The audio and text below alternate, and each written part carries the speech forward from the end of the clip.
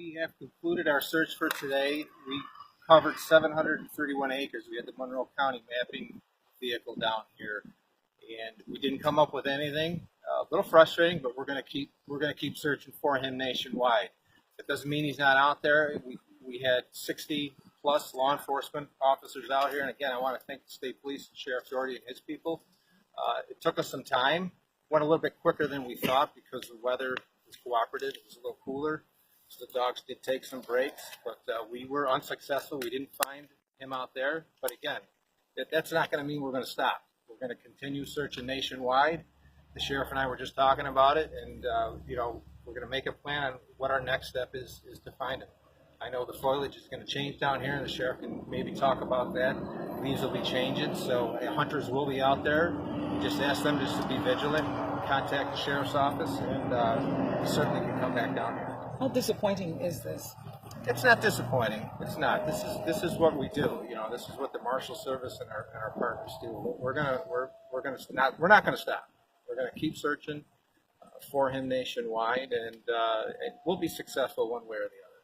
Did you find anything at all today that could answer anything? No, we didn't find any clothing. Again, we didn't find the gun that he had when he stepped out of that vehicle. So no, we didn't.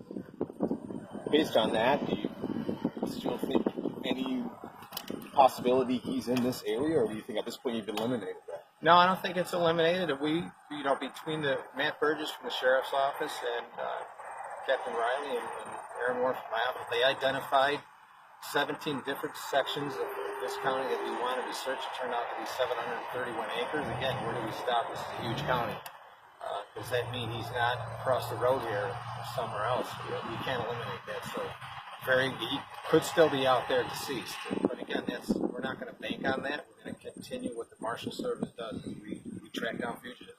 Right now, we're still considering him a fugitive, and we're going to do what we got to do to bring him into custody. So that doesn't eliminate a search possibly in the future. You talked about the foliage changing and all those, the ground, the weather, everything that could play a role in. Yes, certainly. If a call comes in and we find something that we think may be linked to him, we could always revisit it. We have the cooperation of Sheriff Doherty and his people. Of course, that's not out of the question. So what are you asking of people who do visit that area for any reason? Just to go about your business.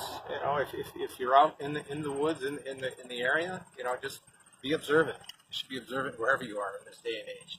And if you do see something, a piece of clothing, and you think it may be related to this, obviously, if you see a gun, you should call the police anyways, and just give us a call. And you had a large contingent of law enforcement here today. We had about 60 law enforcement officers from various, plus 10 dogs, 10 dogs from the state police. And again, we couldn't have done this without the support of Livingston County and the City Sheriff. Is there anything, Sheriff, you want to say to the community? No, like I've said quite a long ways now, if he's out here, he would be dead. I firmly believe there is no public safety issue here, and if I did, then we wouldn't have ever picked up and left. And so, could a hunter come across this person? Sure.